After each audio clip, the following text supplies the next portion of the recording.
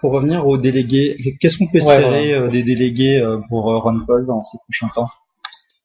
Bah, déjà, il faudrait avoir une estimation correcte du nombre qu'il a actuellement. Et Oui, là, c'est-à-dire là-dessus, que le nombre de délégués, il y a beaucoup de médias qui en parlent, qui diffusent des chiffres, etc. Mais c'est que des approximations, c'est des estimations, parce que le nombre de délégués, on le saura le vrai nombre pour chaque candidat que très tard, en fait, c'est ça. bah, on le saura le jour de la convention quasiment, parce Ouais. que en attendant, par exemple pour l'Iowa, qui a été pourtant le premier, les délégués sont pas encore, on sait pas encore le Ah ouais, total l'Iowa, on gagné sait par toujours pas? chacun.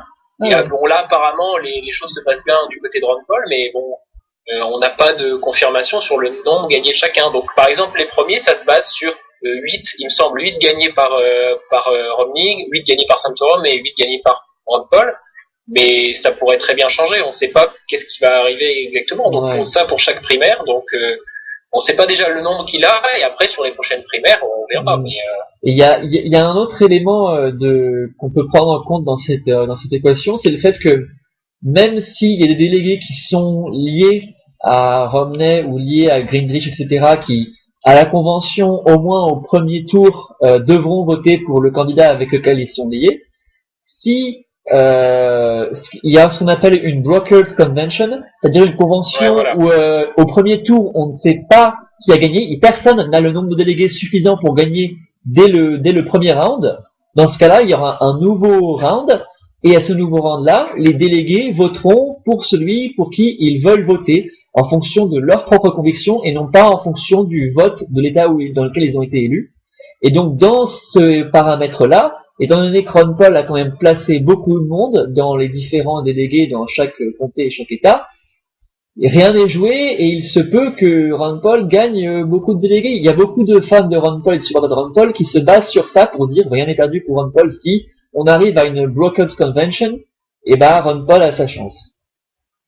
Et c'est exactement la logique que suit pour l'instant, enfin en tout cas que semble poursuivre l'équipe de Newt Gingrich, parce qu'en fait il semble qu'il reste dans la course aussi pour ça, en s'attendant que peut-être Romney aurait pas les 1144 délégués, et Ouais. que peut-être que avec un accord il se rallie derrière Gingrich. C'est pas exclu totalement, mais donc c'est vrai que pourquoi pas, il se dit qu'il n'aura jamais le nombre de délégués, mais on va dire que sur un malentendu ça peut passer, quoi. Ouais.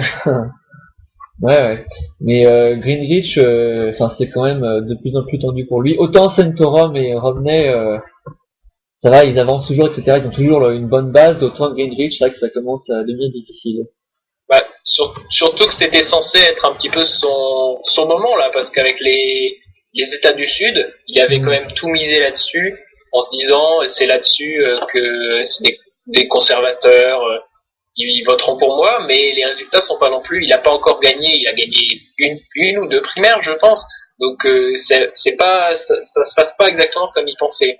Mm. Ouais, c'est ça.